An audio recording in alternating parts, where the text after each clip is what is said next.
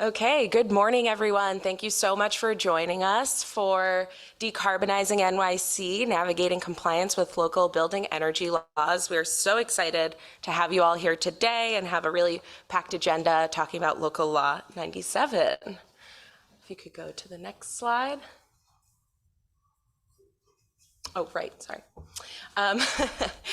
We do have a packed agenda. We are going to hear opening remarks from the Manhattan Borough President, Mr. Mark Levine. And then we are going to hear presentations from the NYC Accelerator team. We'll then move into a moderated panel discussion with with Jeffrey Perlman from Bright Power and Laura Humphrey from L&M Development Partners, as well as a few other folks from our team. You'll be introduced to them all in a moment. And just a couple of housekeeping items before we get started on our packed agenda today. We are going to, after the panel discussion, we are going to have a Q&A session. So if you're in the room with us, you will see there are note cards on your seats. Please write your questions down on the note cards, and we will be sharing the questions with the panelists via those note cards. And if you are joining us via Zoom, please write your questions in the chat and we will do the same.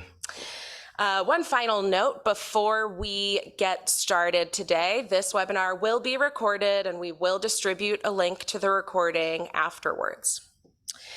So without further ado, I would like to hand this over to Mr. Mark Levine, the Manhattan Borough President. Thank you so much, and good morning, everybody. What a great turnout. I'm really grateful to NYC Accelerator for putting this session together, and happy to see so many people who are here to learn about implementing this historic piece of legislation. We're here because climate change is the existential crisis of our generation. And it is not just a threat for the planet, it's a threat for New York City, which, after all, is mostly a collection of islands with 500 miles of coastline just off the Atlantic. And climate change is no longer a hypothetical here. We have suffered the consequences again and again. We're coming up on the 10-year anniversary of Sandy. So we know the threat is real. In fact, many of you as building owners and managers probably have spent a lot of time in recent years trying to rethink your building structures to protect against the growing threats of extreme weather. That's one fight that we must engage in intensively, but we have to, at the same time, engage in a parallel fight to slow climate change itself.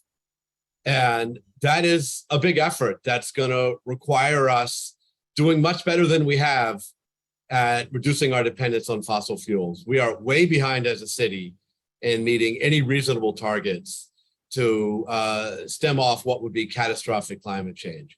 So we're going to have to do more in rethinking transportation, really rethinking every system of the city, rethinking our food systems, the way we process waste. But by far, the largest source of greenhouse gas usage in New York City is not transportation or any of the other things I mentioned. It's our buildings. It's the 1 million buildings in New York City, which collectively are responsible for 68% of the greenhouse gas usage that we have in New York City. So any hope we have about achieving targets to avoid catastrophic climate change is going to require us completely rethinking how we power buildings. And that is the goal of this law, Local Law 97, which City passed in 2019. I was pleased to be a co-sponsor when I was in the City Council. And it sets really ambitious targets, ultimately a goal of reducing greenhouse gas consumption in buildings by 40% by 2030 and by 80% by 2050. And I know that sounds like really aggressive targets, and they are aggressive. And that is the minimum amount we need to do to keep our planet from warming beyond the point where it may no longer be habitable. So even those are probably at the low end of what we really need to be targeting. So we just have no choice but to work aggressively to achieve that. And it turns out there's a lot that buildings can do to re-engineer their lighting, ventilation, to have green roofs and solar, better insulation, and re-engineer heating systems. And talking to architects and engineers and people who are running buildings, what's been really interesting to hear is that all of those changes, while they might be driven by the goals on climate, can often have other benefits for building owners and building occupants. They can save money on energy long term. They can, in the case of solar, offer resiliency in the case of a failure in the power grid.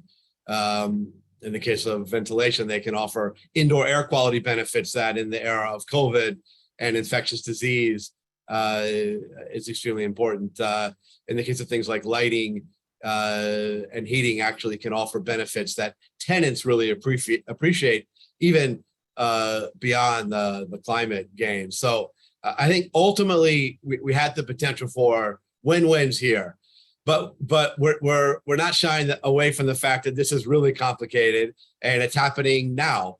Department of Buildings is now just in recent weeks started to flesh out these policies and has offered greater guidelines than we had and identified which buildings are impacted.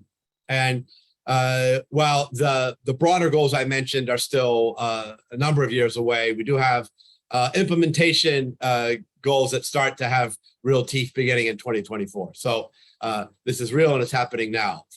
The good news is that when we passed Local Law 97, we stipulated as a council that there'd be a ton of support for buildings to do this. And that's where the NYC Accelerator comes in, which is an incredible resource for all of you that can work with you individually to have individual case managers and help you figure out the kinds of projects that can achieve gains for you in reducing your dependence on fossil fuel. Some of the kind of projects that I mentioned and many others can help you find financing to do that and can just be your guide in understanding this law and what it means for you and the city. And today is an important part of that, where you're going to hear from experts today from NYC Accelerator and from people in this sector who can help you understand what this law means, what it means for your building, how you can comply, and how it can be a win, not just for the climate, but for our city, for your buildings, for your tenants, and I think ultimately, excuse me, for your business model. So I'm very excited that so many people have come out. We have a huge turnout and really excited for the discussion ahead. Thank you all so much for coming today.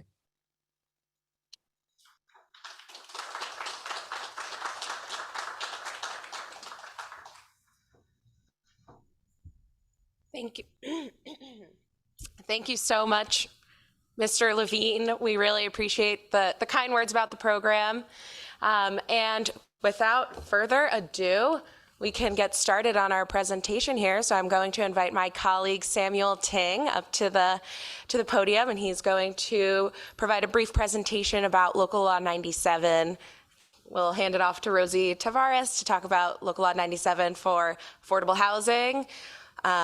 Luke Surowek will round it out with a few resources and tools that are available and a quick update on the DOB rules. And then we will move to our moderated panel discussion. So without further ado, Sam, please come up.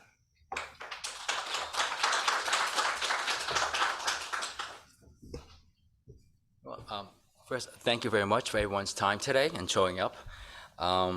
So let's start by trying to understand New York City's pathway to decarbonization. We need to first understand the significance of CMA and local laws and to New York City's future. To reiterate what Mark Levine had mentioned and the importance of this, 68% of the city's emissions do come from buildings, and by 2050, roughly 90% of the existing building stock will still be here. So that's why the New York City Accelerator, that's why the city has committed to achieving carbon neutrality by 2050. And to do so, we need to tackle the largest, thank you, the largest contributor of carbon emissions, which is our buildings.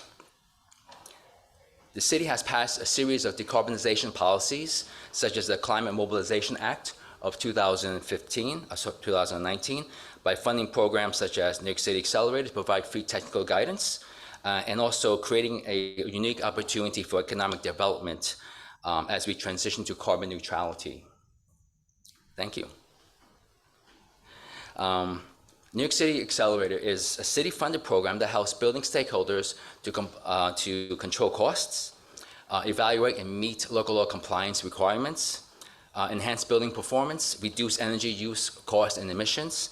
And we achieve this by helping to identify potential building upgrades that help to meet emissions targets established in the CMA or Climate Mobilization Act. We also offer free building operator trainings and support green workforce development as well. And to add, we also connect building decision makers to relevant service providers who would implement decarbonization projects. And lastly, but not leastly, we also help buildings identify and verify eligibility for applicable incentive programs, and also financing options such as New York City Accelerator PACE. Next slide, please.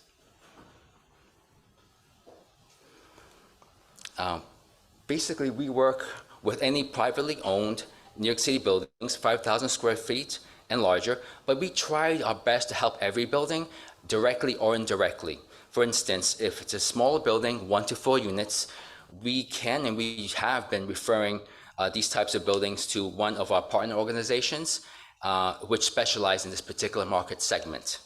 To participate in our program, all you have to do is to give us a call or email us, and you'll be connected with a dedicated account manager who will be able to provide you with objective guidance, and that's catered to your needs. And our services are totally free. There's no obligation, there's no cost, there's nothing required on your part to participate. And we're here just to help you reach your goals. Thank you. This chart provides a general idea about what you can expect if you participate. Basically what you expect to experience if you participate in our program. And each participant's experience will vary depending on their needs, their situation, and other factors. For example, some buildings may come to us and say, we just want help with local law compliance initially.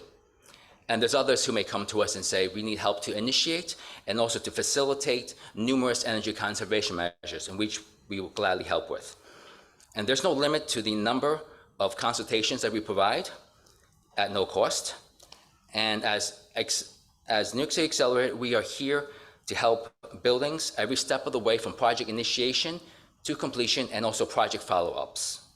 And please note that New York City Accelerator does not replace or compete with any service providers, as we do not do energy audits, facility analysis, or studies, any type of marketplace offered services.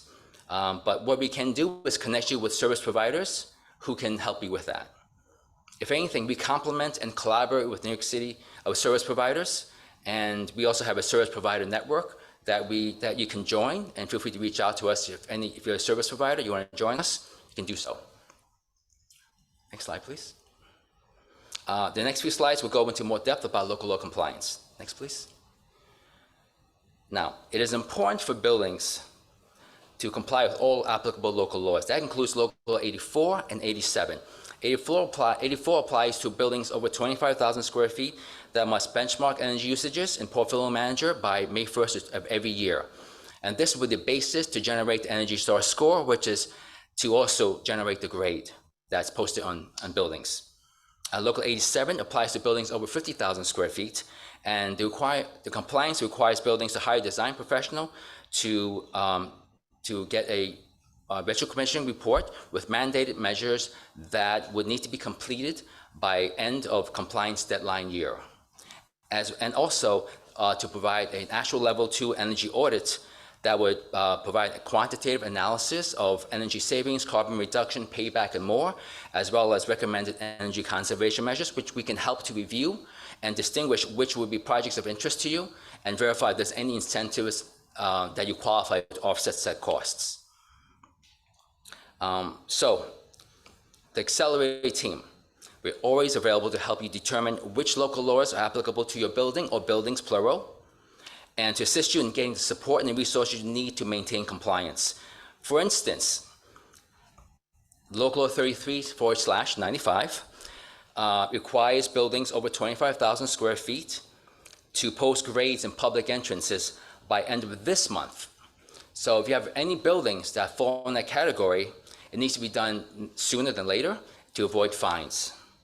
And if you need any help to do so, reach out to us and we'll be more than happy to help you with that. But today's main focus will be Local Law 97, and in the sense of what you need to do and what resources are available to help you comply. Next slide, please. So, Local 97 is a law that sets carbon emissions limits for buildings over 25,000 square feet. And buildings that exceed these emissions limits will face annual fines starting in 2025. And if you look to the right, you see bar graphs showing emissions thresholds that will reduce over time. And that's designed for that purpose, to help significantly reduce emissions, as compared to emissions levels as compared to those in 2005. As you can see, 2005, and the next phase is 2024 to 2020. I call it phase one, this is how I call it. And that's lower than 2005 levels. And then the second phase, 2020, 2030, 2034, even lower than the first phase, and the third phase, 2035, and beyond, will be lower than the second phase, and so on.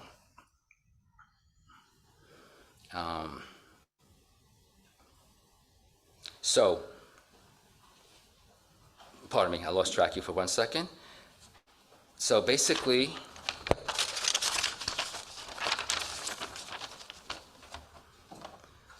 also it's important to note that affordable housing buildings have varying compliance pathways, which my colleague Rosie will speak more about later in the presentation. Also, New York City Accelerator is working in partnership with DOB to provide updates to compliance requirements, which Luke will speak about more in detail. And next slide, please. It is important to ensure that your building's gross floor area is accurate, as the emissions, penalties, and the thresholds are based on the total building gross floor area. So, starting May 1st, 2025, buildings subject to the Local Law 97 will be required to file a Local 97 report for calendar year 2024 regarding gross floor area and energy usages. And this will be certified by design professional, registered design professional, and this will be done every year after 2025.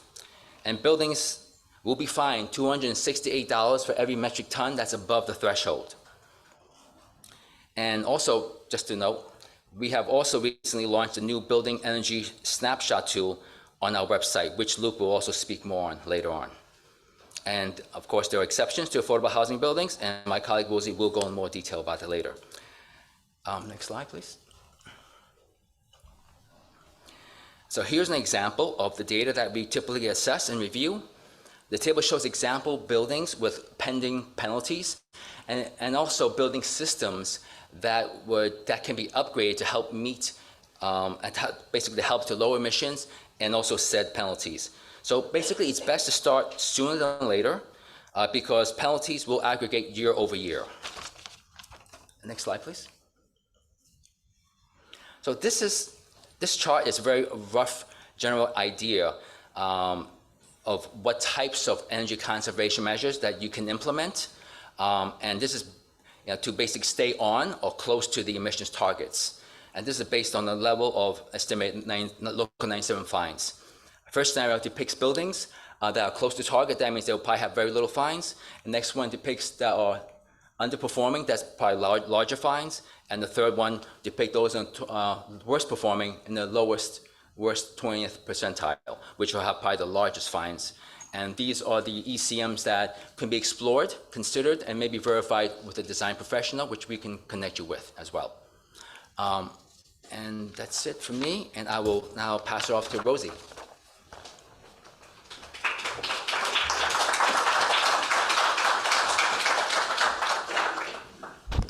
Thank you, Sam, and good morning to everyone. My name is Rosie Tavares. I'm an account manager with the New York City Accelerator, specializing in affordable housing. So we're going to delve into that now. Next slide. All right, so as Sam already mentioned, there is an alternative pathway for buildings that are designated as affordable housing under Local Law 97. And that specific alternative pathway is through Article 321. And basically that designation indicates that buildings that have 35% or more rent stabilized units are considered affordable housing. Other designations that would render a building under affordable housing include being asset managed by one of the city agencies or receiving assistance from a HUD-related Section 8 or another section under that category. So that briefly kind of covers buildings that would be considered affordable housing and that would fall under Article 321, which have a few different pathways to compliance. Next slide. All right, so let's see. So again, very similar as market rate. Again, if a building is, most buildings over 25,000 square feet, even if they're affordable housing, will probably have to implement some sort of solutions in order to stay in compliance and avoid fines. And as I mentioned before, there are a few different designations that would render a building affordable housing. So again, one of the easiest way to determine this is if at least 35% of your buildings are rent stabilized. There is a special category for buildings that are 1 to 35% rent stabilized. And for them, the alternative pathways that I'm going to be going over in a second isn't available, but they do have a delay in terms of the year that they have to comply. Also included in this category are HDFCs, as well as HUD project-based assistance, as I mentioned. So those are your typical Section 8, Section 202, Section 811, and those buildings that fall under the category of supportive housing. And the two pathways for compliance for affordable housing are the prescriptive energy conservation measure or the 2030 pathway, which I'm going to go over in the next slide. So the first alternative pathway for affordable housing is the prescriptive energy conservation measures. So these are 13 measures that were created in order to help a building diminish their energy consumption and thus their greenhouse gas emissions. And if a building were to implement all 13 of these measures, we predict that they would diminish their greenhouse gas emissions around 15 to 20%. And these measures cover a whole host of different work, mainly upgrading and making the heating system more efficient. So, and there's also specific measures that are geared towards buildings that use steam heat. So these are all 13 measures. These are available on our site, as well as various other guidance from DOB. But again, if you have any questions regarding the prescriptive energy conservation pathway, you can always connect to our team and we'll happy to talk you through each of the measures, as well as if you fall under this category. And one thing I want to mention about this prescriptive energy conservation measure pathway is that all 13 measures will have to be implemented by 2024, and you would have to report that Local Law 97 compliance through a retro commissioning agent by May 1st, 2025. Next slide. And the other alternative pathway to compliance for affordable housing is what we call the 2030 pathway. And basically, these are for buildings that are already performing pretty well when it comes to their energy consumption. And what we try to do is help them navigate in terms of what their 2030 greenhouse gas limit is, and wanting to see through their benchmarking data how close they are to that limit, and if a few measures or so would be enough in order for that building to be in compliance. So that's also available. And again, to comply through that pathway, you would develop a report with a professional design professional, such as an engineer or an architect, and have that report in by May 1st, 2025. And something that we would like to recommend for folks who are trying to find out how to start and try to decide which pathway is best for them.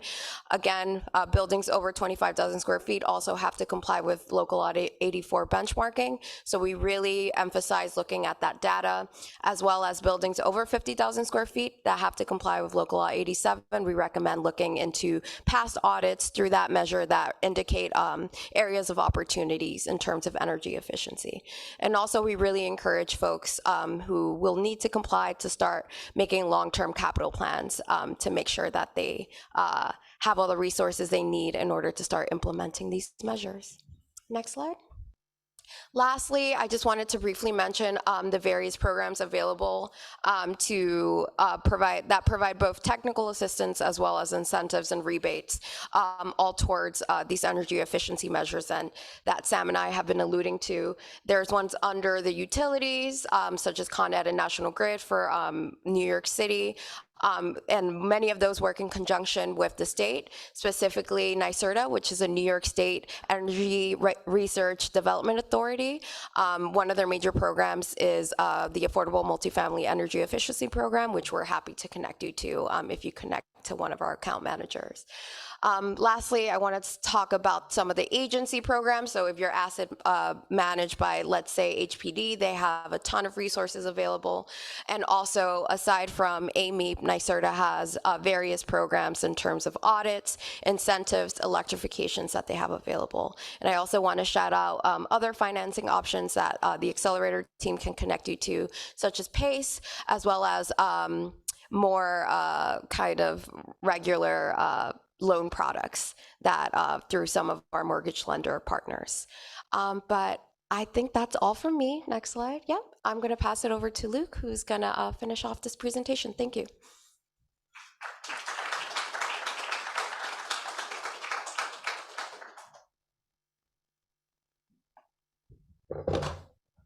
Hello, everyone. Good morning. All right. I love the backdrop of the boiler. I know that's Jeff's favorite place, which I'll get into in his bio. Yes, that's usually what heats our buildings here in New York. So my name is Luke Sarwick. I'm the program manager for the Accelerator program, and I just wanted to close out the presentation portion with a couple of quick updates related to our program and also some of the rules that were just released by the DOB. So we just built out a very helpful tool, which we think, if you are already overwhelmed by the numbers here, the metrics, whether it's square footage, who's required to comply with what, which compliance pathway is the right one for you, am I eligible for some of the alternative compliance routes or timelines? This tool will help you out of 50,000 square foot level quickly understand what does this all mean to my building. So you could type in your address and quickly look up some of the key things that we think should get you started, and whether that's you personally thinking about your building that you own, or a property manager, trying to understand what it is that we need to do and what it is that we may need to discuss with our owners and so forth. Anybody has access to this. It's available on our website, and we could do a quick demo if that's possible. Like any other building address lookup tool out there, just type in your address. Hopefully you are able to find it. And as soon as and this is right on our homepage, accelerator.nyc. Right on the main page, you can type in your address and quickly be able to pull up some of the key information some of which was already covered by some of my colleagues. So it's a little fuzzy here, but quickly you can look up, what is the square footage? How many buildings are on my lot? Is that the right building that I'm looking at? To place it on a map. You can see what is your energy grade that you have to post in front of your building downstairs. And you can start to see what are some of our estimates related to the penalties you may be facing. If you're facing any, you may not be. And depending on the compliance year, we're also able to do a rough estimate for you in terms of if I was to reduce my biggest energy user in the building, whether that's, we think about it as sort of big blocks of energy that's used. You're either using natural gas for heating and cooling traditionally, you're using electricity. Usually that's the predominant if it's an office building. And just a quick 10% reduction, which is achievable in most buildings that I've worked with over my decade here in the buildings. You're also able to tell how much will that 10% reduction knock off from my fine. And in most cases, as you'll see, and the whole design of these rules and these laws are, you don't want to spend the money to pay the fine. You want to spend the money to invest it in your building so that you have no fine to pay, and instead you're reaping the benefits of that reduction for years to come. And something important to note, Sam, Rosie, others talked about sort of the threshold. The Local Law 97 is somewhat of a moving target because it's based on your energy use from the previous year, right? So in 2025 is the first compliance year. So you're looking at your previous year, 2024 energy usage. All of our calculations and anybody's calculations today will be based on some historic number of energy used. We take the best guess, right? We had COVID, we have a lot of changes in occupancy, changes in how we exist in New York and in our buildings. And so that's just an important thing to note, because if you're really close to the threshold, whether you're over or just under, you have to think about the fact that you have to give yourself a little bit of a buffer in order to, not exceed it in case in 2024 you have a high energy use year for whatever reason. And obviously, as Sam was mentioning, these regulations get a little bit more stringent with each 5-year blocks. So you really, should think about, and we'll get into this during the panel, think about your business, think about the building, how you want to, some of the useful life of your equipment, and really plan this out over the next 5, 10, 15, 20 years, not just 3 years. And, believe me, I know it's hard to plan that far out, but that's part of what needs to happen in order to make sure we're avoiding these fines in the future and really investing that money towards your building, towards comfort and efficiency and climate, air pollution reductions in where you're living, as opposed to just, looking at things year by year. So that hopefully, this tool will hopefully get you started. And the whole point of it is to give you a little bit of information and so you empowered to know where you are roughly. And still, we encourage you, if you see a fine on there, and regardless, even if you don't, because you might be coming up really close to that threshold, to reach out to us. And we have a lot more of this information on every building, and can start the conversation. Okay, how do we start reducing your electrical use? How do we start reducing your gas or oil use, and so forth. The next slide gets into a little bit about Local Law 97 updates. So just last week, the DOB released some additional guidance related to the Local Law 97. So Sam gave us a nice overview of the law.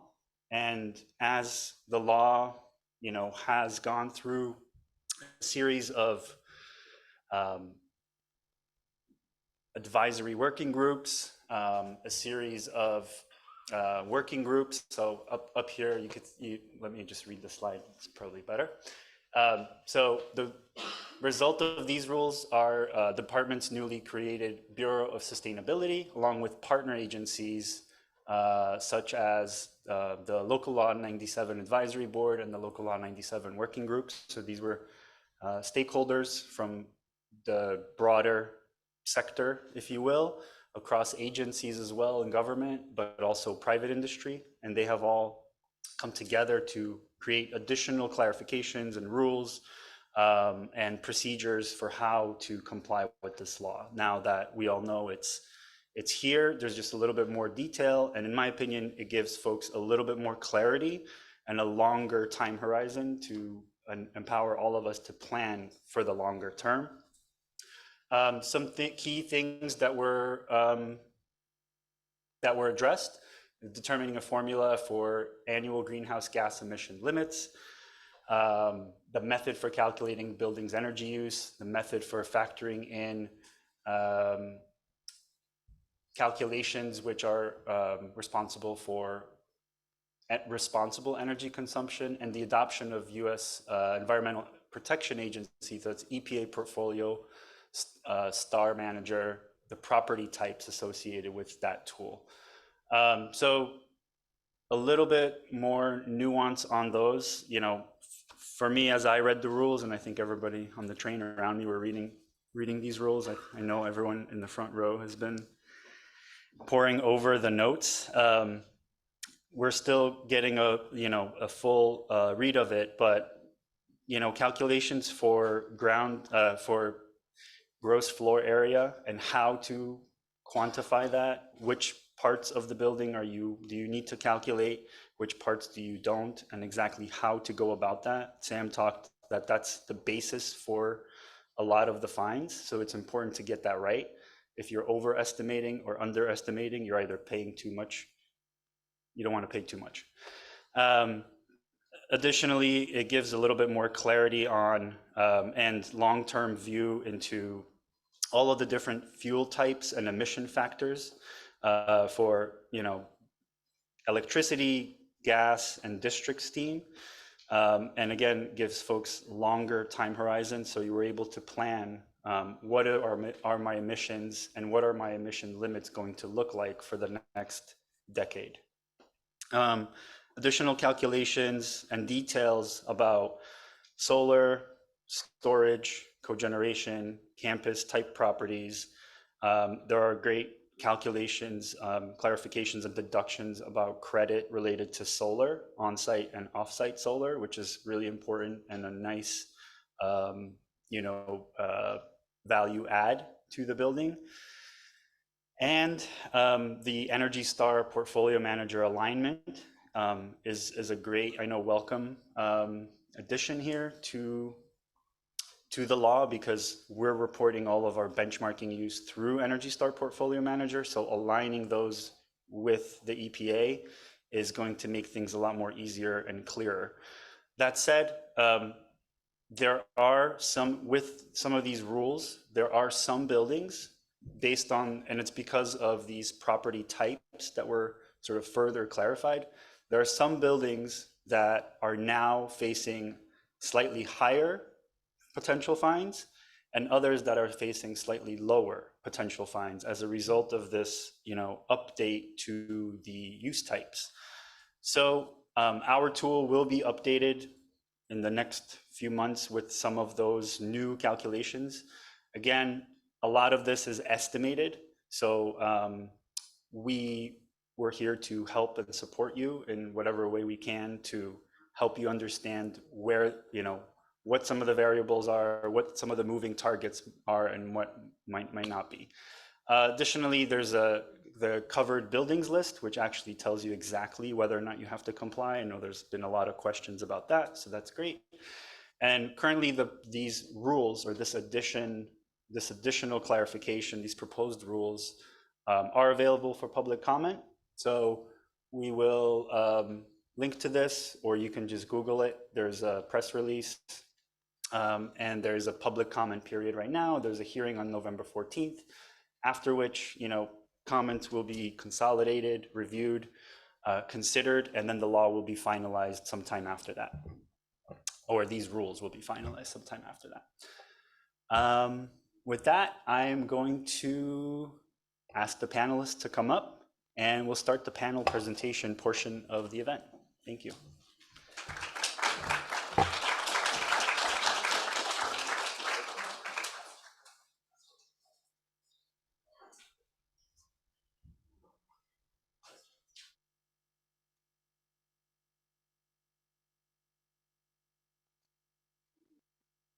I'm gonna stay close to the exit here, just in case I need to run away.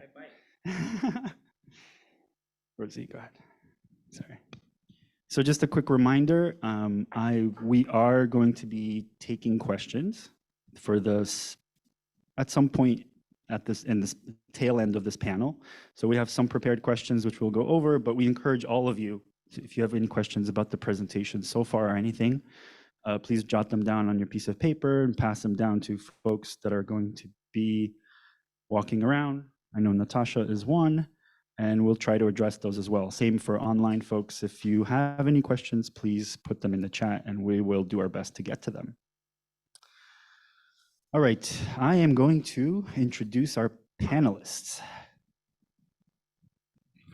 Let's start here. Okay, Rosie introduced herself a little bit, but I'm going to give her a little bit more here. So Rosie is an account manager with the NYC Accelerator. Her academic background in environmental policy and involvement with environmental and climate justice fields have centered her career in that of advocacy for equity, inclusion within the energy and sustainability field. She cultivated her passion for the intersectionality and sustainability movement and inclusion of underrepresented communities through her time at Climate Justice Fellow at Uprose, as a Climate Justice Fellow at Uprose, which is New York City's historic environmental justice organization. She also worked as a senior community energy advisor under NYSERDA's Community Energy Engagement Program. Great to have you, Rosie. Jeff? All right. Jeff Perlman is the CEO, president, and founder of Bright Power, an experienced energy auditor, energy analyst, and solar energy system designer. Jeff is as happy in a boiler room, which is hard to think, but yeah, I get it. In a boiler room or on a rooftop, as in a corporate boardroom. He's built Bright Power from a single rented desk in a shared office to the substantial enterprise that it is today. Jeff was named to Crane's New York 40 Under 40 class of 2018, listed as a 2019 Environmental Energy Leader 100 honoree, and recognized as a top power player by City and State's Energy and Environment Power List in 2019. Thanks for joining us, Jeff. And we're also very happy to have Laura Humphrey. Laura is the Director of Sustainability at L&M Development Partners, an impact-driven, vertically integrated developer, builder, and manager of multifamily, mixed-use, and affordable housing here in New York, and more broadly.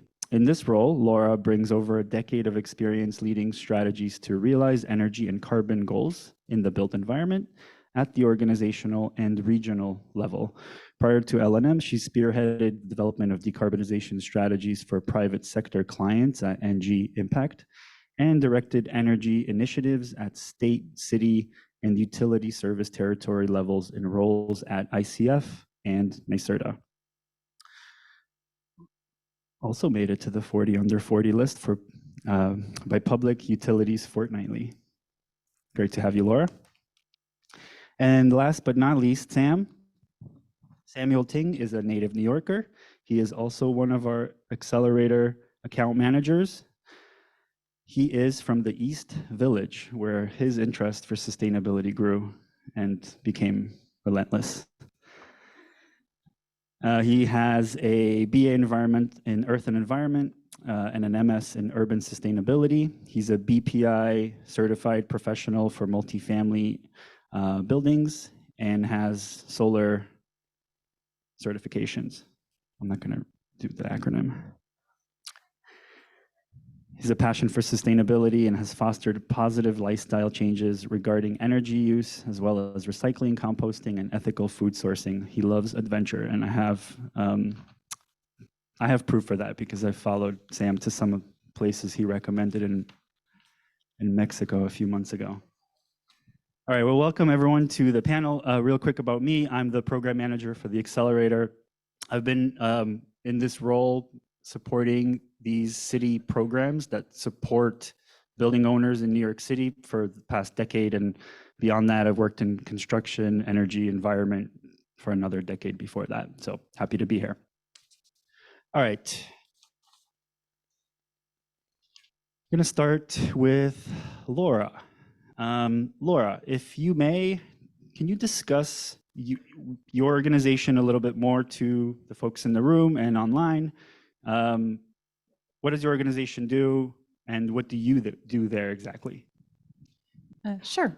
So L&M Development Partners, as Luke mentioned, is vertically integrated. And so what that means is that we're really there for the life cycle of our buildings, from development to construction and design, asset management, and property management, which opens up a lot of opportunities for me as sustainability lead for L&M to really think about how we can make the right investments at the different stages of these life cycles to reduce the carbon of our buildings and support a more livable future for New York and a more comfortable place to live for our residents.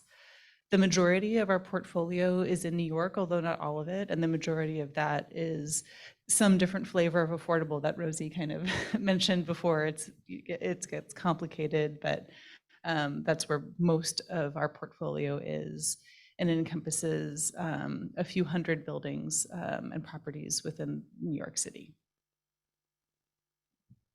Thank you, Laura. And Jeff, a little bit more, I know you said you do boiler room to roof, but a little bit more maybe pertaining to 97 and some of the things we're talking about today. What does Bright Power do here in New York? Sure. Thanks, Luke. And first of all, thanks so much to the Accelerator team, to Natasha, Luke, and the others for inviting us here today. Bright Power is a company I started 18 years ago here in New York City. We also have an office in California, but we won't talk about that for the purposes of Local Law 97, although it's very interesting what's happening out there as well. Our work in New York City predates even Local Law 84 and 87 in 2009, although that's obviously been an accelerator for our business. And so with Local Law 97, it's sort of the next logical evolution. So one of the things that we really focus on, look, you heard a great overview of Local Law 97 today. It's really complicated. And there's the Local Law 97 carbon emissions. There's those letter grades on buildings. Yesterday, I gave a presentation about how the letter grades don't actually match up to the carbon emissions fines. You can have an A or a B grade and still get a fine. You can have a C or a D grade and not get a fine. So there's a lot of nuance to all of this stuff.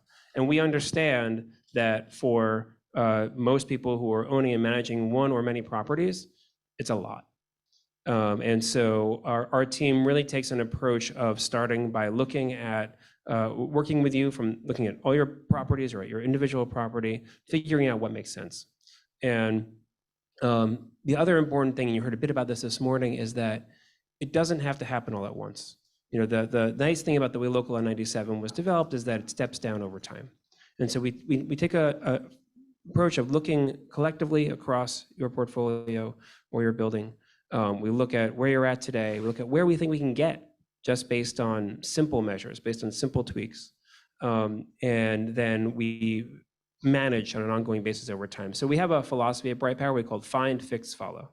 And so that's about finding where there are opportunities, finding where there are problems, understanding where you're at a baseline. And we have to deploy fixes, and then we follow. And we iterate through that. So we make some changes, make some fixes, see where we're at, and then keep correcting. So we're not looking to come in and be kind of come in and solve all your problems all at once, because that can be extremely expensive. And over time, it's the things you're seeking to change will change. And so we try to meet you where you're at, and then work with you through every step of the way. The other piece that I want to stress about Local Law 97, which we'll get into this some more, is that because there's a ratcheting of carbon emissions down over time, this is not just about making a plan today. This is about doing capital planning over time.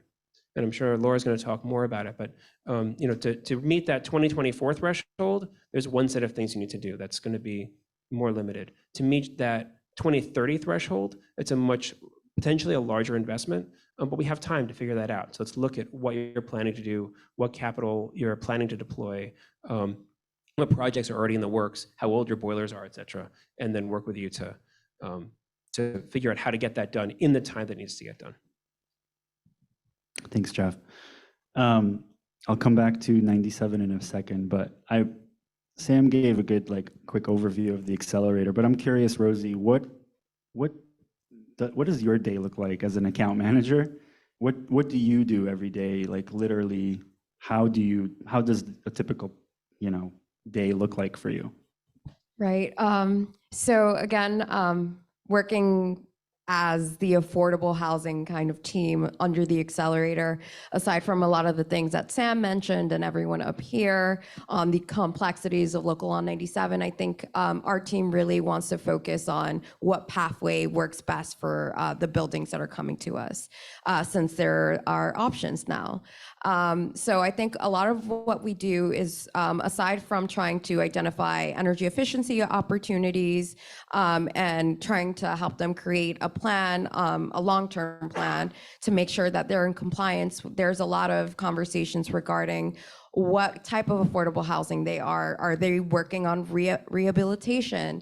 What work scopes are being planned? Are they in phase one or are they on the final phase? How do we integrate a lot of the work that's going to help them keep staying in compliance, so that they can just kind of do all those things at once? And also funding is always an issue. Being affordable housing, that demographic of building needs a lot of help. So what we try to do is really try to source funding for them anywhere we can, and really bucket all those things together so that they have enough capital to really implement all these measures that they are going to need, not only for the improvement of their building, but to stay in compliance. So those are several of the programs that we listed very quickly up there, but there's a lot of great programs out there we try to connect folks to. Thanks, Rosie. So on that thread and kind of jumping off from where Jeff talked a little bit about the approach, I'm curious specifically at L&M, Laura, what is your organization's approach to 97 right now? It's a good question, and I'll reiterate what Jeff said, which is, it's complicated, and we have hundreds of buildings that we're looking at and trying to sort out. I think in the short run, it's been great working with the New York City Accelerator team to just get a snapshot, especially, sitting on top of a substantial portfolio, to kind of look at all of our buildings and start making priorities there vis-a-vis Local Law 97.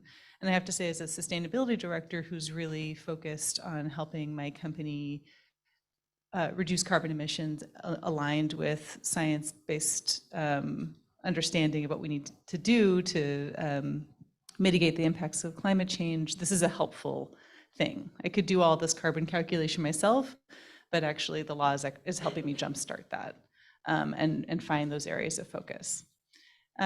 So we have that kind of, and that's basically based on the fines at this point, although the letter grades and obviously benchmarking is helpful. I think overall,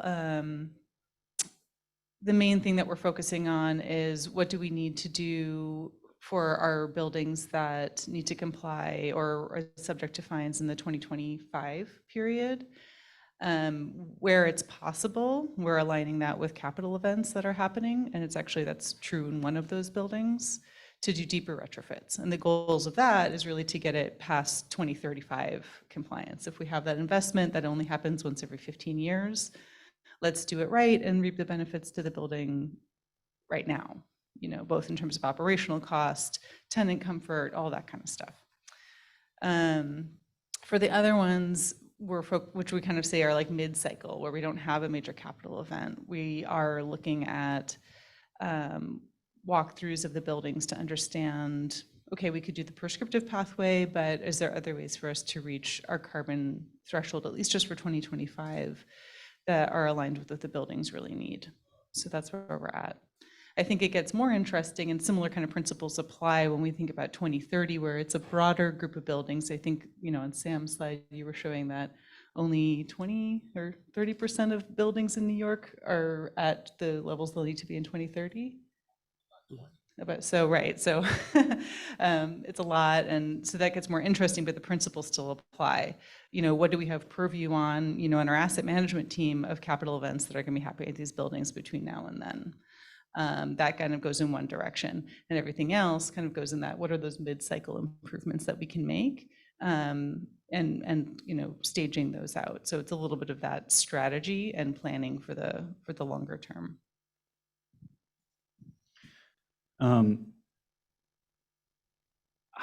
So just maybe to pull on that a little bit, you said capital event, right? So I know with affordable housing, often those are driven by affordable housing programs and financing programs. Jeff, do all buildings have capital events, market rate buildings too? Well, when buildings change hands, they have capital events. People refinance, they have capital events. We're seeing fewer refinancings now, as you can imagine, as you all know, because the interest rates are going up, right? And so there's fewer capital events. But there are also equipment capital events, right? So I think one of the critical things that we need to think about with Local Law 97 is that any time you need to replace any equipment in your building, you have to be thinking about the Local Law 97 and the carbon emissions impact of that change.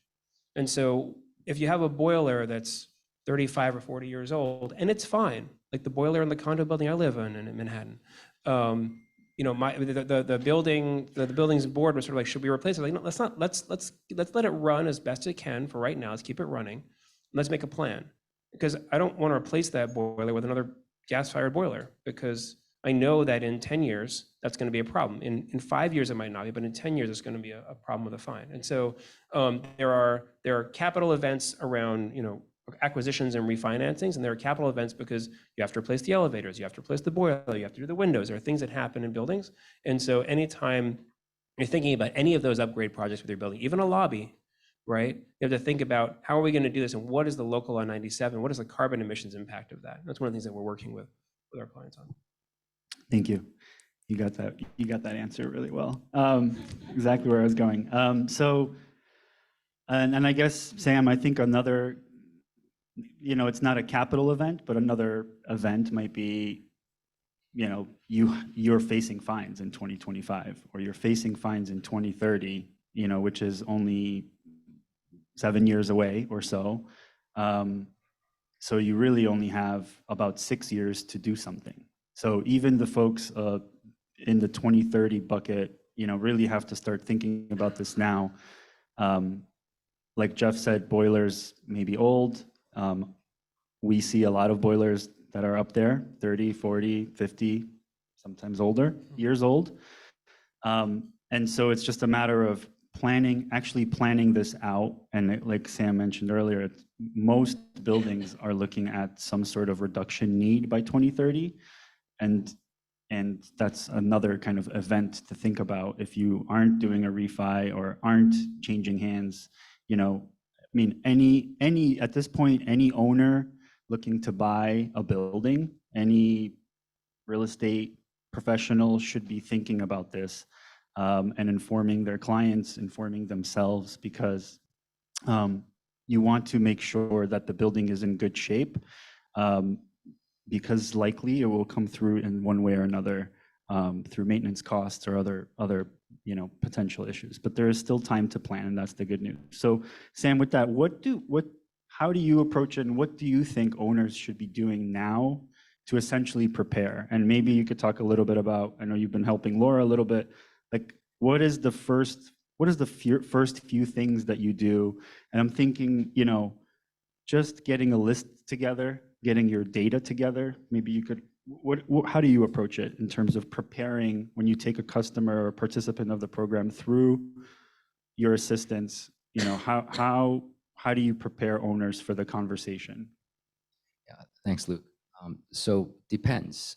Let's say with L&M, they had a huge portfolio. So first thing we did was do an assessment of the potential and evaluate the local law compliance requiremements. And from there, I do something which I try to highlight and find any red flags with respect to gross floor area accuracy. So I will compare public resource data to see if there's any discrepancies, and I will point that out, and I will notify L&M or whichever client I'm working with with respect to any local 87 compliance and so forth, and also provide estimation of local 97 fines. And I'll try best to note any reasons why these fines may not be accurate. Maybe perhaps it was, definitely possibly the energy usages could be incorrect, could be the coastal area. But that's with that. And that applies to single buildings or portfolio buildings. And then from there, I think that the key thing is getting the benchmarking data correct. So if you don't have it correct, you will not have an accurate gauge as to where the building actually stands with respect to local 97. And once that's done, then we can move to the next step. And perhaps they want to they know what they want. Perhaps, we want to do the basic low-hanging fruits, common area lighting and so forth, and we will help them with that. But perhaps they're saying, well, like Jeff said before, scenarios. If it's a building that has a very old boiler near end of life, and it's on oil, heating oil, and the oil bills are incrementally going higher and higher, maintenance costs for the boiler is going higher and so on, and there's a lot of heating issues. Perhaps we can help them explore electrification as well, and Bright Power will be one of those firms that would be helping clients with that, to explore the option and so forth. And perhaps, but ultimately, we're here to help clients figure out realistic goals.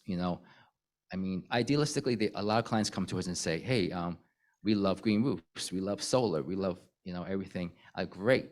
So, and then let's say if it's a condominium or co-op board members, I ask them, so are the other board members interested or on board with that, pardon the pun? And they may say, yeah, but they are great. Let's push forward. And a lot of times they say, not really, I'm the only one. I said, okay, fine. And we can talk about, I'll send you information and share with the board members, but overall, it's up to them to decide, and we try our best to support them, whatever realistic goals they want to pursue. Thanks for that. I just want to talk a little bit more about the importance of data quality. I think we've been benchmarking buildings now for over a decade now in New York. And I just want to kind of reiterate for folks in the room and online, like the importance of data now is huge, because this is what your calculations are based on for potential fines and your limits, right? So can we just talk a little bit more about data and like how it's been done in the past, and maybe another look that that's required? A little bit of a sharpening of pencil, I think, in general, because not as much was on the line when this law first started. And maybe Laura or Jeff, whoever wants to take this one. I'm happy to jump in. I think that I'll use my own condo building as an example. And this was driven more by the letter grade than by the carbon emissions, but obviously that's important as well. When I moved in, I think it was a D, and there were some things that we did to reduce its energy consumption, but we also went back and looked over the benchmarking, which actually wasn't done by my company because conflict or whatever. But and we have retail, and it was just put in as generic retail, but actually it's a supermarket, it's a bakery, it's a bagel place, right? And those things have much higher energy consumption than and the square footages weren't right for those things either.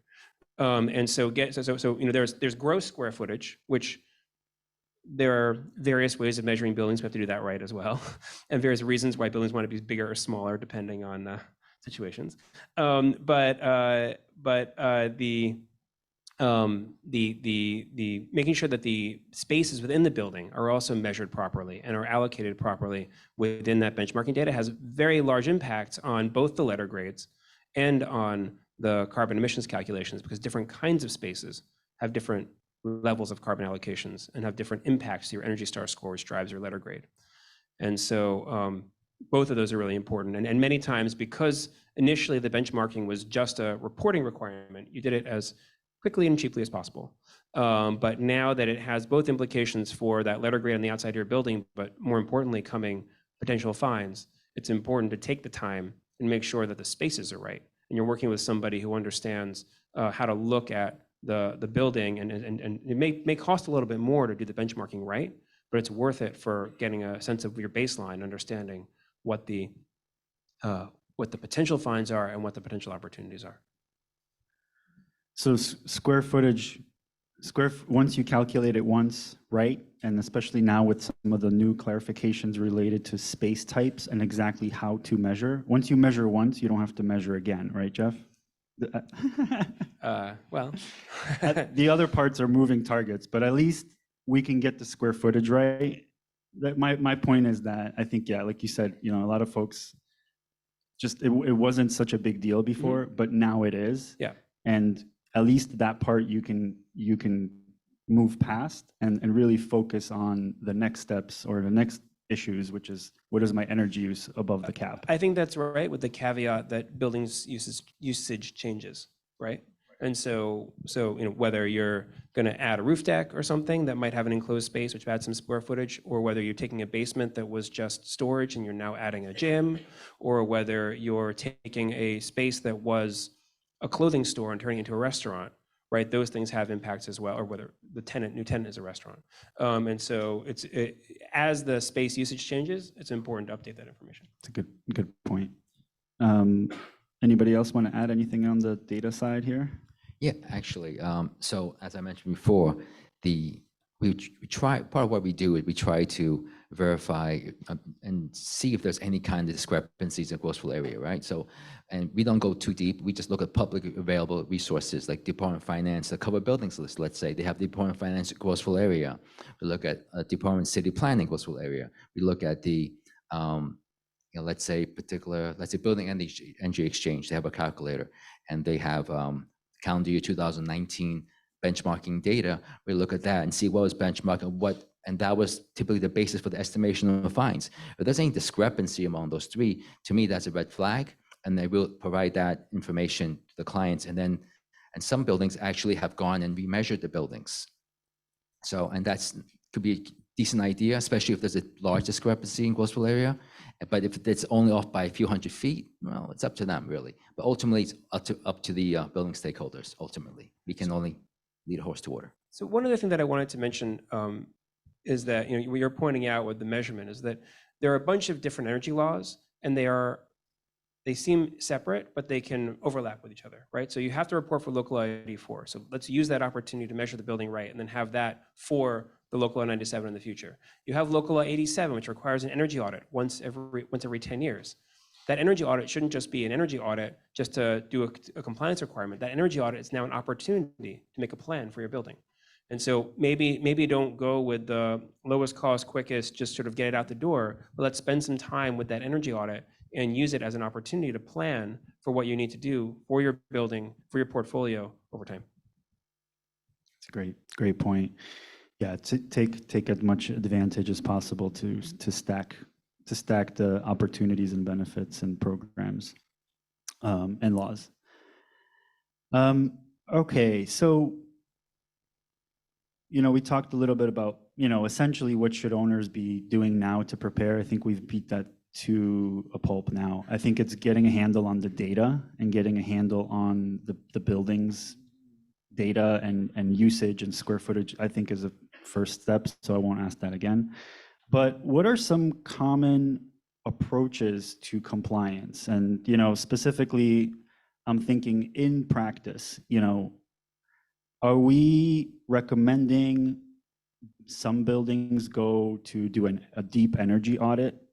Do we go straight into the implementation of measures, whether they're measures that were recommended by our program, other vendors, past audits that were done as part of Local 87? Do we go, there's performance path measures and then there's prescriptive path measures. So I'm just curious, what are some common approaches and why? I guess which buildings do they apply to? And I'll open it up. I don't know, Laura, if you want to take that first. Sure. I think for us, it comes back to the kind of concept of the capital event. And I think Jeff was really right to add in the equipment as well. So I think our strategy is different around a building that has a foreseeable capital event. We know the boiler's on its last legs, or we know we're going to refinance, or we know we're going to acquire the building. All of those are, important moments to really think about the deeper energy retrofit and really investing in the analysis needed to make that plan. So I will do a shout out for a program, NYSERDA's Low Carbon Capital Planning Program has been really helpful with that. For us, I'm actually working with Jeff's team, although, you know, no conflict of interest. There's other great providers that do it as well. But, you know, doing the energy audit, which again, you know, can help you comply with local law 87 if the timing is right, but also really help walking you through the steps of thinking about, okay, for the next 10 years, what has to happen in this building, taking into consideration the age of the equipment, opportunities to electrify and things like that. So I think that that's really important. If you have one of those flags, okay, we're going to refinance.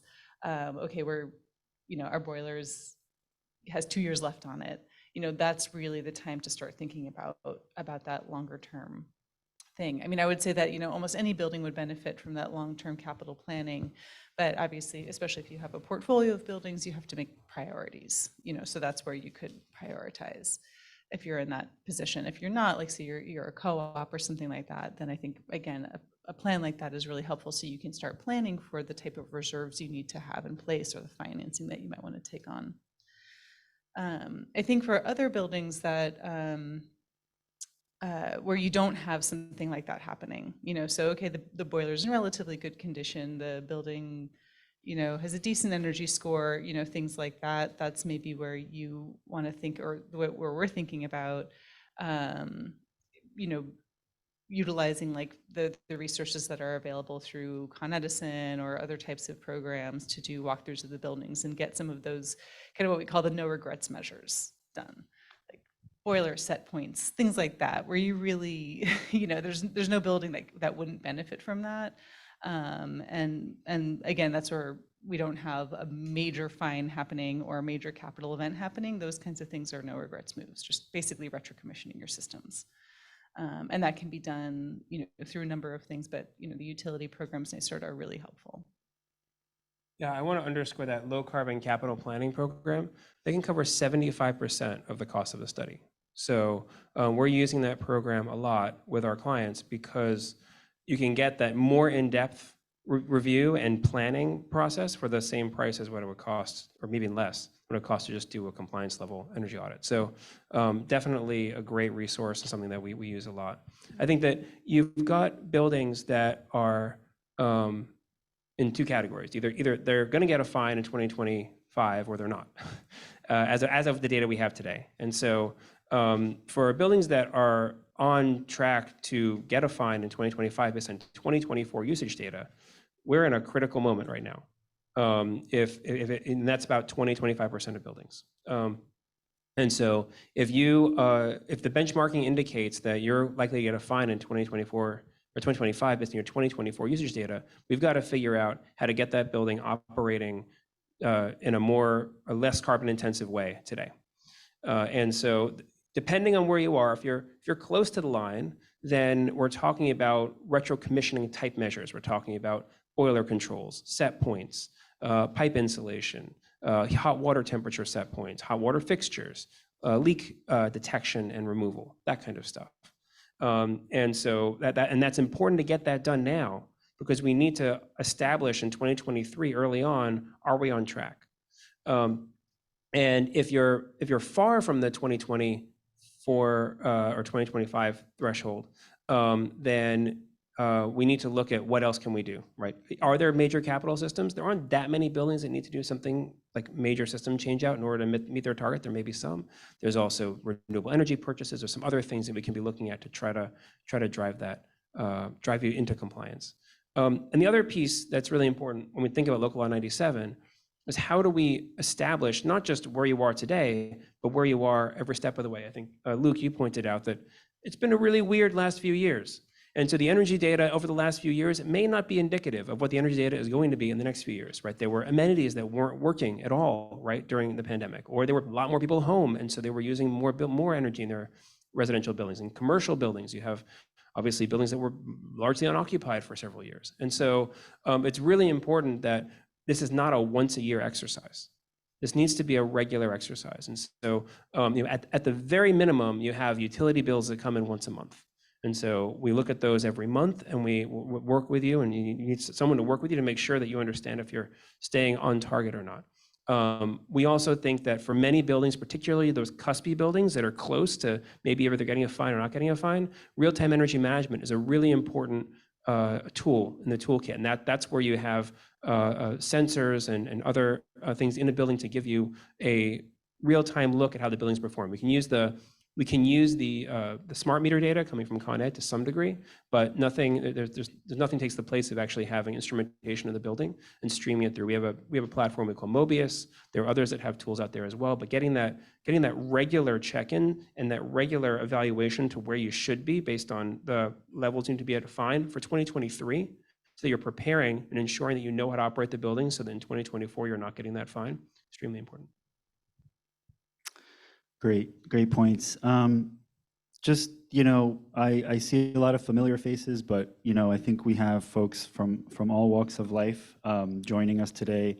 Just at an elemental level, Rosie, I'm curious, if we talked a little bit about you take a lot of folks through the prescriptive path option, right? So that's the opportunity for affordable housing to do almost like, I think Laura said, almost like, I don't know if you said no regrets or just no-brainer type of measures, as I call them.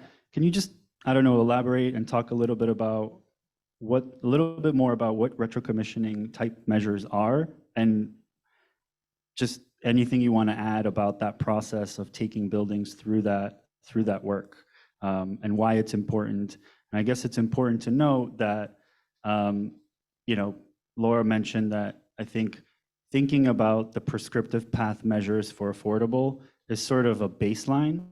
We should all be thinking about the performance path measures because, eventually we want to get all buildings to be at that performance level that we need them to be. But talk a little bit about the easier measures first to kind of bring this down to earth a little more. Yeah, and thanks for adding that last bit because foresight is hard for humans. I'll put it that way, not just for buildings, but anyone. So I think with the prescriptive measures, again, when we're working with a building demographic that's usually financially strapped, we really try to emphasize the operational benefits. So a lot of these measures that Jeff and Laura and Sam have been talking about will lead to substantial energy cuts. But even these smaller kind of maintenance type of retrocommissioning measures go a long way in just making the existing system more efficient. And I think that's kind of really where that prescriptive list is trying to lean into. Maybe you don't have the capital, or it's a very robust, intensive process to try to electrify your building or convert into a more efficient system. So what are the measures that we can implement today that are relatively low cost, but high value for what they are, that is going to make your existing system a lot more efficient?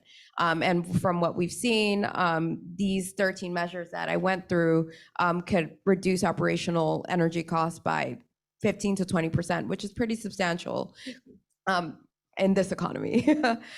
So it really does emphasize maintenance, simple things, really looking at the heating system. There's a lot of measures within the prescriptive measures that really speak to steam systems and making sure that they're venting and the distribution is working to its best capacity. So I think that's really where that list is leaning to. Yes, this is just a starting point, but in the meantime, what are those, again, low cost, high value measures that you can start implementing today as you start thinking broadly about the future and all those intensive measures that are going to be necessary across the board? Thank you. Yeah, I mean, the way I think about retrocommissioning, it's a fancy word. It's literally just making the building work the way it's supposed to, or the way it was designed to work. And unfortunately, many buildings are just under-maintained or not maintained properly. So I almost don't see them as energy efficiency measures. They're sort of just regular maintenance and will likely make your building systems last longer. Are there any incentives for these simpler measures? Yeah, actually, 10 out of the 13 are covered through utility programming. So that is something that we always want to emphasize, that not only are you going to get savings, and a lot of these, the return on investment is very high, but there are also incentivized outside of like the maintenance ones, like making sure that your heating is at a good set point. They're covered through, I mentioned previously, the Affordable Multifamily Energy Efficiency Program, which most buildings are eligible for, specifically that affordable housing demographic. Thanks. And Sam, are you seeing other programs? What are the most used programs that you refer folks to for 97 compliance specifically? I mean, Rosie mentioned the big one. What are some of the others? Or how do you approach it generally? Sure. Rosie tackled a big part of it because I also help out with affordable housing where possible. And also the Con Ed MFEEP, Multifamily Energy Efficiency Program. They're for market rate buildings that are not deemed to be LMI or affordable. There is National Grid's multifamily program as well for buildings that are in, buildings that are in National Grid gas territory. And they actually have a great release this year, a new weatherization program that offers up to $11 per therm saved rebates. So that's great. There's also, I mean, let me continue, please, if you don't mind. There's also the NYC low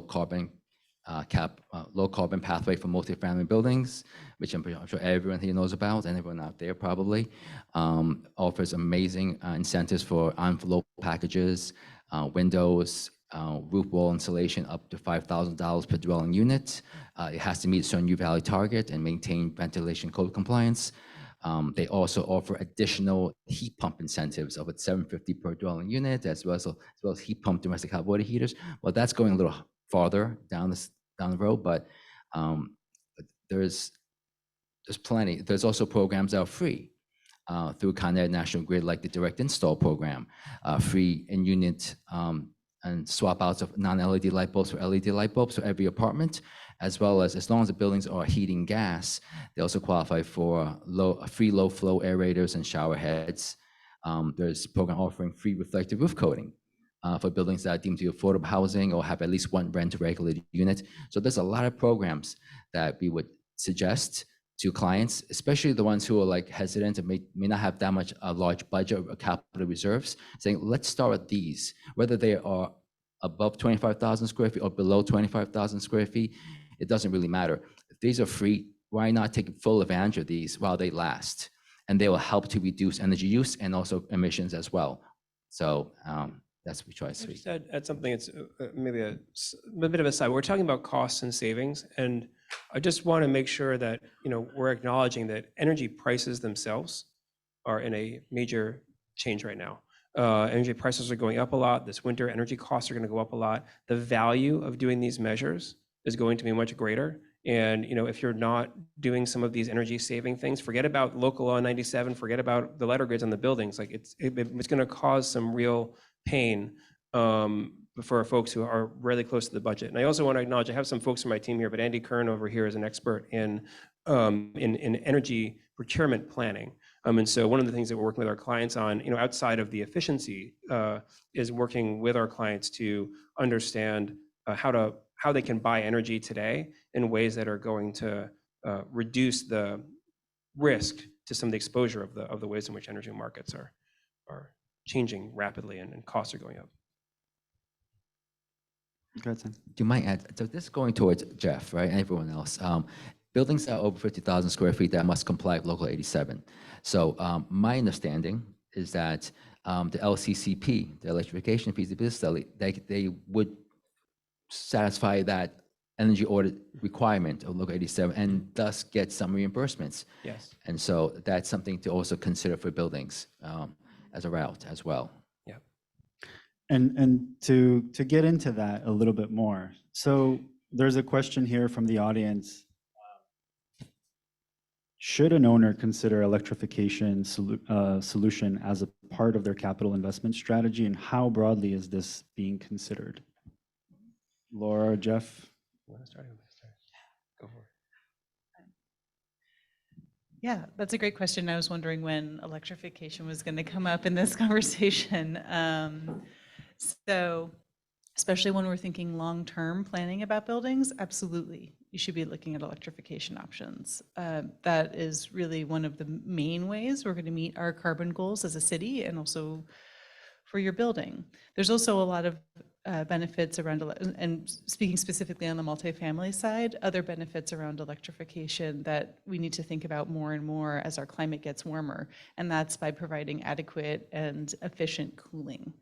Right now, a majority of multifamily buildings in New York don't have central cooling and use different types of through the wall or through the window sort of air conditioners that have all sorts of other types of efficiency problems that we don't need to get into now, but the main thing is they don't provide adequate cooling. That is one of the biggest benefits around electrified thermal options or electrified heating, is that they also provide cooling. So that's just one really important thing to think about. It's not just about carbon or energy or what your boiler is doing. It's also about this huge benefit that, honestly, like if we don't start taking that more seriously, it poses a real danger to human health. So that's one thing. That being said, it's a paradigm shift for the heating system in your building. So it's not necessarily something that most buildings are going to be able to do with the snap of their finger. So it's really important to have foresight into that, plan for it, and understand what the options are going to be and what they're going to look like. I think one of the things with electrification is that there's a wide variety of ways to get there. It's not just kind of a boiler for a boiler. We're talking about decentralized systems where they're kind of based in the units or the tenant spaces. There's centralized systems. So it sounds overwhelming, but again, the low carbon capital planning program has an electrification study element to it, and that can be a great way for anyone, any building, to get started and start understanding the options and understand, like, when does this make sense for us to do? So yes, think about it. It's really critical, and give yourself time to think about it. Yeah, I totally agree. One other thing to note, the new rules that were just released around Local Law 97, there was some discrepancy. They just corrected it, but the carbon emissions factor for electricity is going to be half in 2030 that it is in 2024, right? So there's a real, the city and the state have made a commitment to make our electric grid carbon neutral by 2040, carbon free by 2040. And so the carbon emissions factors around electricity are increasingly beneficial to avoid fines. And so the way forward in 2035 and beyond to get to the carbon emissions targets is going to be to have an all-electric building primarily. And so it's definitely part of what you should be thinking about. Is there even an industry today that could electrify all buildings today immediately? No, right? That we're still ramping up. And I think that right now there's planning. New buildings are being generally built all electric and designed all electric, and we're not permitting new gas service. And so there's a lot of experience that's being built up in that. Retrofitting a building to electric is harder than building a new building all electric, but it's certainly doable. But it does take planning and time. And so I wouldn't say you're going to electrify by 2024 for most buildings. That's a small building, but it's definitely worth starting. And you can also think about electrification itself incrementally. You could electrify the hot water system and not the heating system. You can electrify the heating system or the hot water system if your boiler is down. You could also look at hybrid electrification, which is something that we're pretty excited about, which is where you can install better than just regular window unit heat pumps. But basically, there's some that kind of hang over the windowsill so that they're better sealed, and essentially provide cooling. To Laura's point, cooling is increasingly important. Provide cooling, but also be able to provide some heating in the winter. And so we can cover, like right now, in my building, the radiators came on yesterday because it was a little bit cold outside. So these shoulder seasons, you can use hybrid electrification to cut out the fossil fuel consumption in the shoulder months. And so we're starting to do that with some buildings as well. Yeah. Yeah, I was gonna make the question harder by saying, if you have a 40 year-old boiler, what do you do?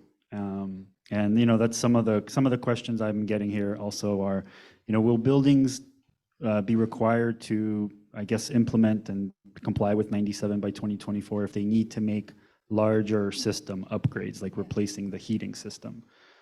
And does 97 apply to historical buildings? A question for anybody. Yes, that's an easy one. That's historical buildings. Did you want to say something?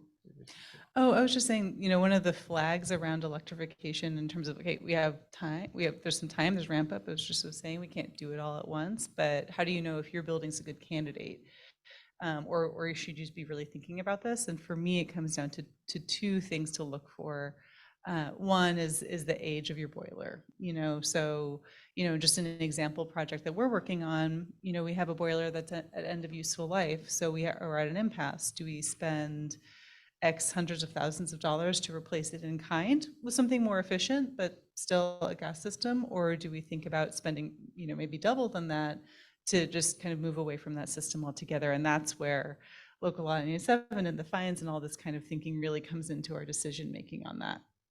The other main thing I would think about is your distribution system. And so when I say that is what is transporting the heat around your building, whether it's hot water or whether it's steam, especially for steam buildings that tend to be older.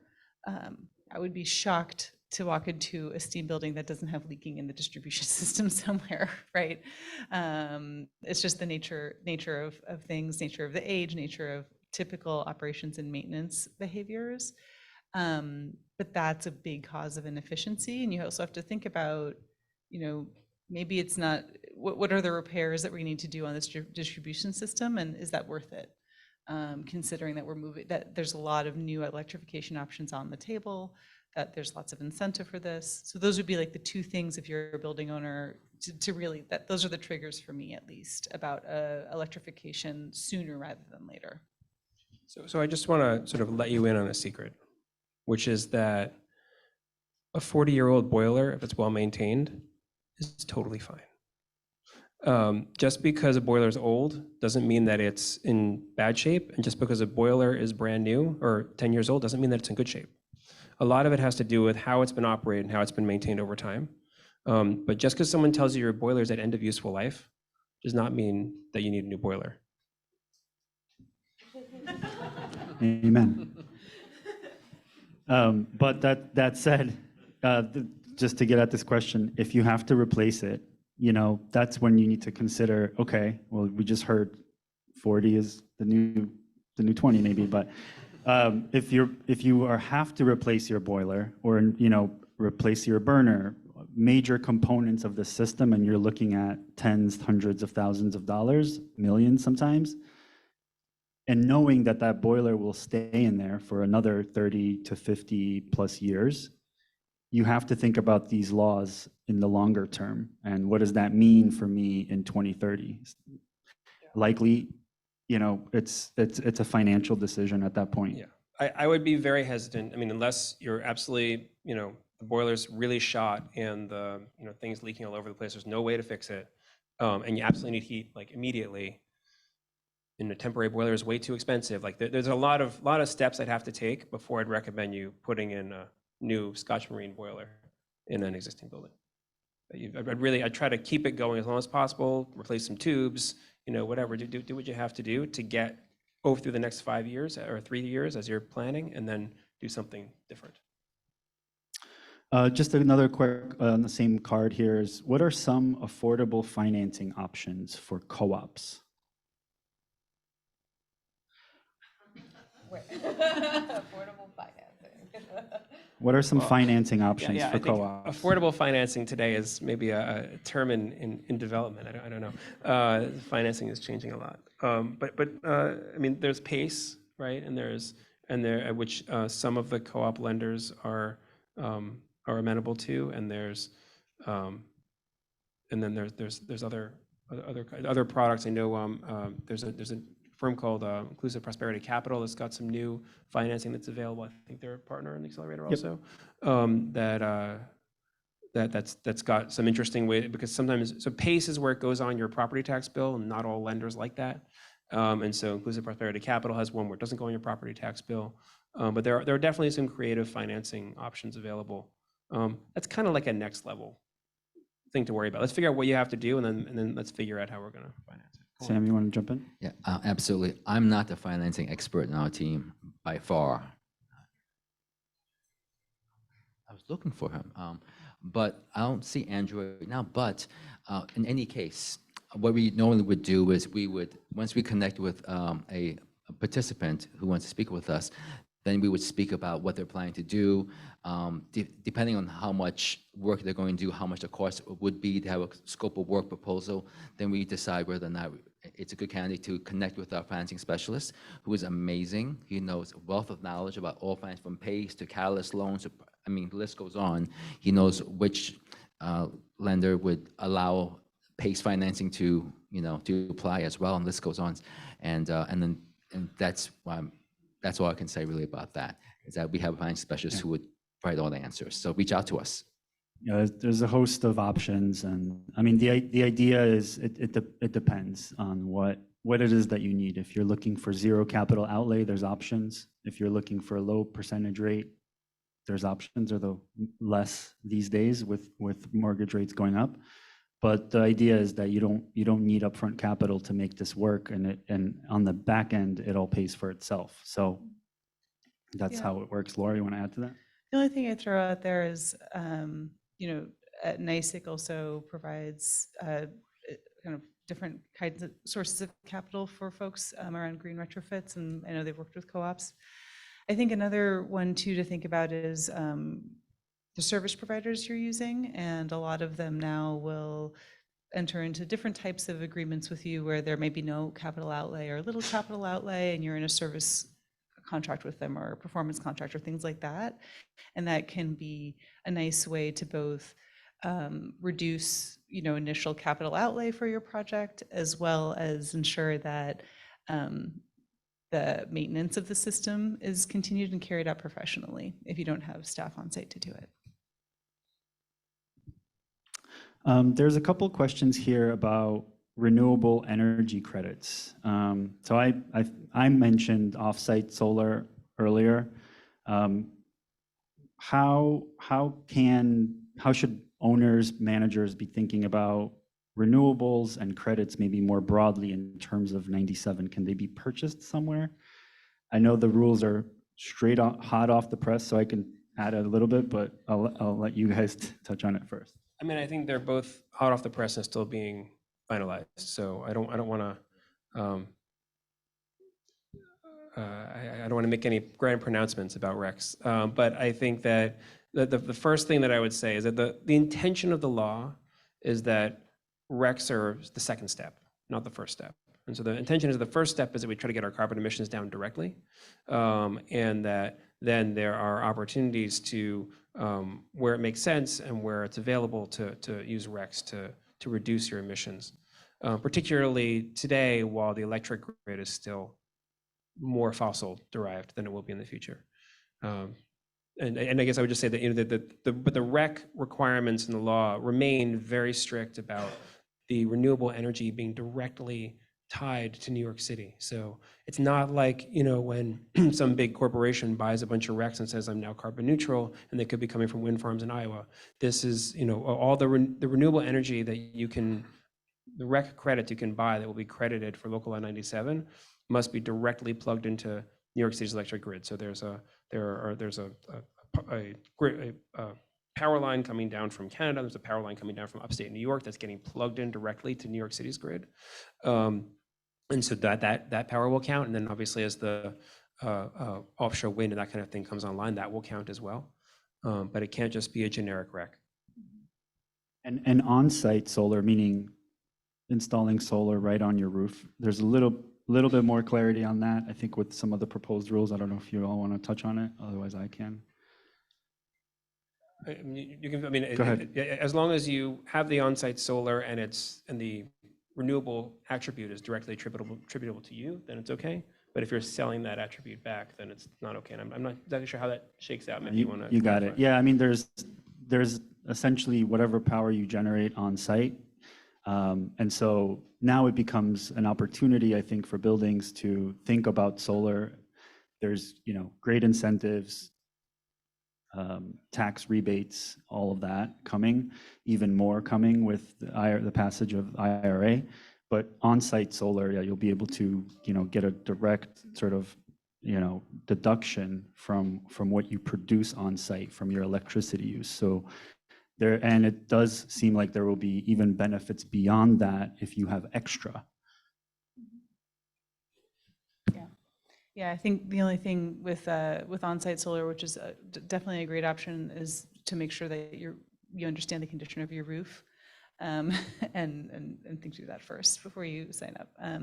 One thing though, sort of related to Rex, is community solar, and that I'm not sure exactly where it landed in the final rulemaking, or if it's still under.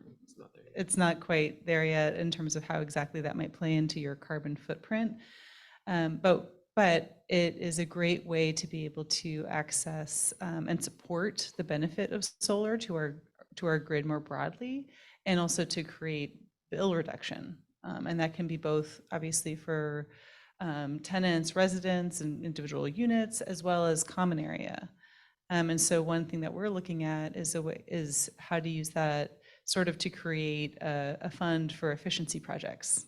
If we reduce our energy bill by 10%, simply really through a transaction through the utility, what can we do with that money that benefits the building and helps us reduce our carbon more broadly? So that can be a strategy, and I think that there's still ongoing discussions about how doing something like that might impact your carbon, but it's a good thing for the city more broadly, even if it doesn't, even while the rules making is happening around implications to local law 97. So that's one thing. I would just say another thing about RECs and offsets. When we think about carbon strategy, that's always the last thing to do, because no matter how it's structured or how much local benefit they might create, it's always an outlay of cash. There's no other benefit to your building, whereas design, retrocommissioning, energy efficiency, solar on your roof, all of those things have direct benefit to your building. So yes, you're spending money or financing or whatever to do it, or using incentive programs, but then you reap real direct benefit. I just want to jump in and say you're absolutely right, Laura, that RECs typically cost money. You mentioned community solar, and the neat thing about community solar is that you can actually save money by getting solar power for your either individual resident or for the building as a whole. I know Andy Kern here, again, I'll call him out. He's been working on that for a bunch of buildings. This is a new thing, right? Solar used to be more expensive. Now solar is less expensive. And it's an amazing change through community solar, and definitely encourage you all to look into it, whether or not it counts and how it counts for local N97 aside. Okay. Well, I have a couple of really, really quick points. So there's a couple more questions about benchmarking. I think, can our program help with benchmarking? Yes, we can all help with benchmarking. Our program can give you a first kind of step towards getting your handle on the data. There's also a question about whether or not the grades methodology has changed because somebody's building went from a C to an A. Does anyone know about that? I don't believe that anything has changed on the methodology, but the data does shift. Yeah, so there was a change a few years ago in 2019 where the grade ranges changed, but the last few years it hasn't changed. Portfolio manager may have done an update, which is possible, but also there are buildings where usage, the way they've used energy has changed a lot in the last couple of years, or if you went from oil to gas, or if you started using steam, Con Ed steam more, there are ways in which you could see a major change, and it's also possible that it's wrong. There are a lot of buildings that have, because benchmarking hasn't had an engineer sign off on it, have submitted to the best they could, or maybe not to the best they could, but basically where the data is missing in some form. Also, Con Ed did a really bad job of reading meters in 2020 through the pandemic. And so there's a lot of estimated reads and stuff that got kind of like not read in one year and then read the next year, and all sorts of junk that got thrown into benchmarking. So many things. Thank you. All right, well, this brings us to sort of the last 5 or 6-7 minutes of our program here. So I'm going to ask each of the panelists to just give us a 1 to 2 minute closing remark or takeaway from today. Perhaps we can, shape it towards the direction of like, what should folks be doing? What is your main takeaway? Remember 97, and what's the main takeaway, Rosie? Take advantage of us. The Accelerator team is here. It's at your disposal. Again, it's a free service. And we really want to be able to support you all however we can to make sure that you're in compliance and that all your questions are answered. And even if we don't have the answers, we can always point you in the right direction. So that's something that I wanted to point out. And I have another question here. There's just a question about whether the program only supports affordable housing, but no, we work across all building types and really sizes. If the only caveat is some public buildings can't take advantage, we'll refer you to the right program. And similarly, if you're too small or something, we'll refer you to a partner program. So really, anybody could just give us a shout. Jeff, closing remarks? I think we're really in the planning phase. And it's important to take advantage of all of the different, whether they're funding streams, the different programs you have to participate in. Like I said, the Local 84, Local 87, Local 95, Local 97. There's a lot of different things that are out there. So it's important to have a partner you can trust, and it's important to kind of leverage all the different opportunities and the different things that you have to do today because if you do it right and you stack in how you buy energy as well, and how you're watching where you're at today and how we can tweak it down, you end up with a more cost-effective way of dealing with this, as opposed to trying to think of each of those different things, whether it's a program or whether it's a requirement, as a discrete separate thing. Thanks. Yeah, I would say that, at least from my perspective, the good news is that every single person in this room, everyone online, all of us have climate jobs, regardless of what our job is, right? That's where we're at right now. We can all be a part of this, and we all need to be a part of this. But figuring out what that first step is, there's so much complexity here, and it can feel daunting. So I would just advise, pick the one first step, and that could be checking your benchmarking. That could be reaching out to the Accelerator program. That could be typing your address online and figuring out what's going on. Take that one first step, and try not to get too overwhelmed by the steps after that, because once you take that first one, the next one become clear. There's a lot of support either from great service providers like Jeff's team, from the retrofit or from the New York City Accelerator and others to support, but don't be scared to take that first step. It's really important. The sooner you do it, the happier you'll be. And whether you're over 25,000 square feet and you need to comply, or you're under 25,000 square feet, we are a great resource. I've been doing this for a number of years now, and I can honestly say that I think I have not had anyone who has walked away from a phone call or correspondence exchange that has been unhappy. We find value, in something. We're able to point out something that you may not be aware of in your building. It doesn't matter what size you are. We're here to help. And we have great insights. We have great experts like Rosie and Luke, and we have amazing service providers like Jeff, and that's on our network, and Laura, so knowledgeable, and you can pick her brain, and so we're here to help. And I say something which sounds arrogant, but I feel that every building needs our help, but they just don't know it yet.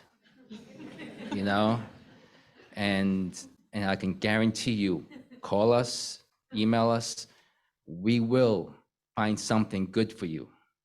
We will help you reduce energy usage, emissions. We will help you in some way, even if it's a simple little free program.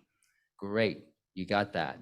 You will walk away with something, or knowledge, or have a reference to a friend who owns another building or buildings, and we can help them. So it's a group effort. So we're all partners in this to help address climate change, reduce emissions. And I want, and when we work with you, we're partners, we're collaborators. And And we hope that we continue this partnership with as many building owners as possible, service providers, everyone, and because this is what we need to do. And we hope that everyone does reach out to us, give us a chance. You won't regret it.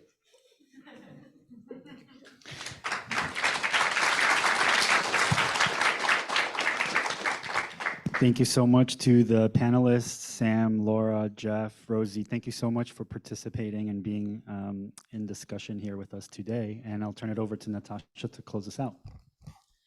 Great, thank you. Thank you to our wonderful panelists. Thank you to all of our attendees for submitting your questions and a very lively engagement and event today. I would like to thank Roosevelt House for hosting us for this event in their beautiful space. Thank you, Luke, for moderating a really engaging panel, sifting through all those questions. We did not have time to get through all of the questions today, but you are welcome to stick around. We have a variety of account managers. Our financing specialist, Andrew Chintz, is here. So you can find us by our NYC Accelerator name tag. So feel free to stick around. You can ask building specific questions, more general questions. We are here to help. With that, I would like to thank you all for attending and reach out to us. We're here.